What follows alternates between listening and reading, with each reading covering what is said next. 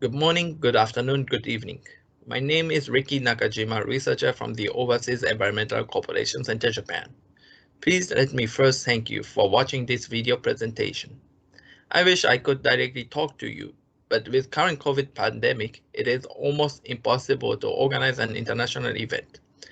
Our initial plan was to invite you to Japan and host a technical training, giving you hands-on experiences in facility MRV system in Japan. We unfortunately have decided to cancel this technical training in PaSTI-JAIF Phase 1, hoping to be able to bring you back in Phase 2.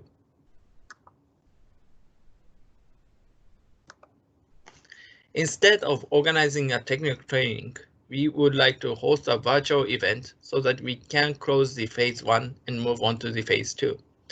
Thanks to you all, the PaSTI-JAIF project has been very successful so far.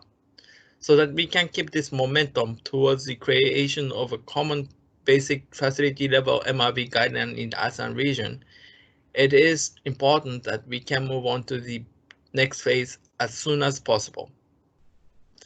The webinar will be held on the Wednesday, July 22nd at 10 a.m. Singapore time. We would like to report the key findings from the phase 1 and explain the ideas for the next phase.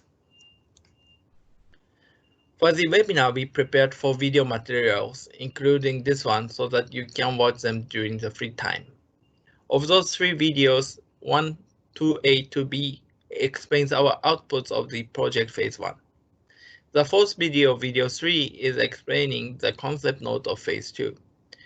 We also prepared a link for each video so that you can fill a form if you have any questions or inputs. You can submit any comments until July 19th to us. For your inputs, then we also want to give the feedbacks during the actual webinar on July 22nd. So this was my announcement as the secretary of the webinar. Now, please let me start the actual part of this video. The recap of phase 1.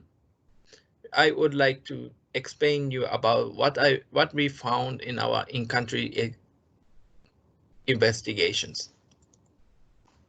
But before that, let me go over again about the PaSTI initiative, Partnership to Strengthen Transparency for Co-Innovation, which was taken by the Ministry of Environmental Japan. The PaSTI aims to deliver 3 key outputs towards the strengthened transparency. 1. Enhancing the capacity and the institutional structure. 2. Promoting the engagement of non-state actors with incentive mechanism. 3. Strengthening and streamlining the transparency actions in the nation. For this strengthened transparency, monitoring, reporting, and verification system must be developed. We just say MRV, but there are different kinds of MRVs. MRV for emissions, which can track the GHG emissions for the inventory purpose.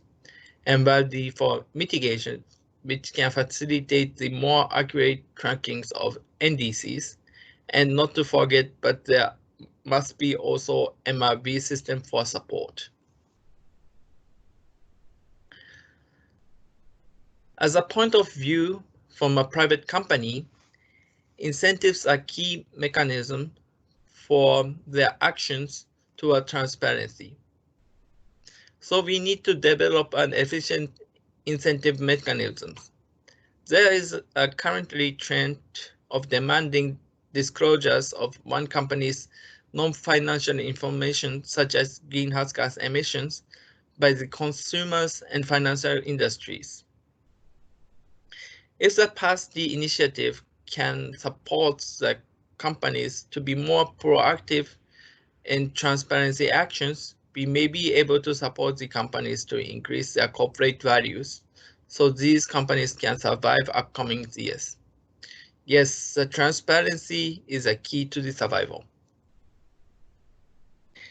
In ASEAN Japan Summit 2018, the Prime Minister Abe announced the ASEAN-Japan Environmental Cooperation Initiative to strengthen the regional cooperation on climate change and to enhance co-innovations with ASEAN region for better climate action.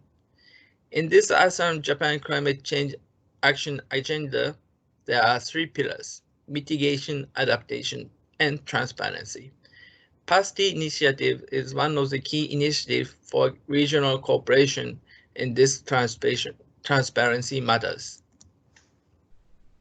So in 2019, the OECD created a new project under the PaSTI initiative supported by the Japan ASEAN Integration Fund, as known as JAIF. The project is titled Development and Implementation of Facility Company Level Monitoring, Reporting and Verification System for Greenhouse Gas Emissions in ASEAN member states, and we call this project PaSTI-JAIF project. The project is developed actually based on the findings from the previous SEACA project. SEACA project was targeting a common carbon pricing for ASEAN member states. After the 2-year study and capacity building phase, they concluded that the regional transparency still needs to be strengthened even before any consideration of common carbon prices in AMS. The PaSTI initiative also recognizes the importance of regional transparency towards better climate engagement by the private sectors so that Paris target can be achieved. So we suggested to design a common M&R tools for the ASEAN region to strengthen the region-wide transparency. So the proposed objectives for phase 1, aiming on common M&R tools, are following. First, gain a deeper understanding of the gaps and needs in facility-level MRV systems in each ASEAN member states. And second, develop a concept or a pilot project for AMS to address identified gaps. In order to achieve those objectives, we conduct several activities: pre-desk studies, in-country consultations, webinar, unfortunately instead of technical training, and develop a roadmap for designing the common M&R guideline. Implementation structure-wise, we OECD, acting as implementation agency, worked very closely with our international consultant, Climate SI from Sri Lanka, reporting consistently to the proponent Singapore and ASEAN Secretariat. We appreciate all the AWGCC national focal point and PaSTI-JAIF focal point for their support for the PaSTI-JAIF project. So now let me go over each output from the activities one by one. First, this shows the current submission status of the AMS. Until 2024, the parties are required to report NDC, NC, and BUR under the Paris Agreement. All the AMS have been able to develop INDC, but only one country so far have submitted their updated NDC, which Paris Agreement asked to review or revise their NDC by 2020, this year. All the AMS have submitted at least one NC, but it still seems to be difficult to submit NCs constantly, and only half of AMS have been able to submit the BUR so far. From this pre-study, it is clear that there are still needs of capacity building on transparency issues in ASEAN member states. From SEACA synthesis report, there are also several findings regarding current MRV status in ASEAN region. Most of countries have some kind of MRV system, but the readiness among the AMS are very different. From this aspect, we believe that there is also a potential for harmonized MRV guideline or coordinated efforts of all ASEAN member states towards strengthened transparency. So for in-country investigation, there were two main purposes. First one is assessing the gap between government and private sector. For better implementation, it is important that what government wants to do is aligned with the private sector's interest. So we targeted for the interviews not only the government, but also the private sector. Other purpose of conducting interviews were assessing current MBAV study in each country. There are three cues for assessing the country's MBAV readiness: system, tools, and intelligence. Country's MBAV status, we prepared questionnaires, and thanks to the support from each country's focal points for coordinating, we were able to conduct interviews with 24 state actors and 15 non-state actors in 10 ASEAN member states. Here are some key findings. There are only one facility-level M&R system with legal mandate in ASEAN member states so far, which is Carbon Pricing Act from Singapore. But we also found out that most of countries have, even though in different level, some kind of MRV experiences. As gap and needs wise, it is listed here, but it became clear that there are still a lot of countries who need support to create their first guideline also. For capacity building needs, most countries mentioned that there are still a lot of technical training needs on MRV system for government officers. For private sectors, raising awareness on climate change was the most requested regard. To get more engagement from the private sector, it is important to explain why the transparency is important for their business. Again, I mentioned in the beginning of this presentation, but originally technical training was planned in February. But we had to cancel that event, and instead of technical training, we are organizing this webinar.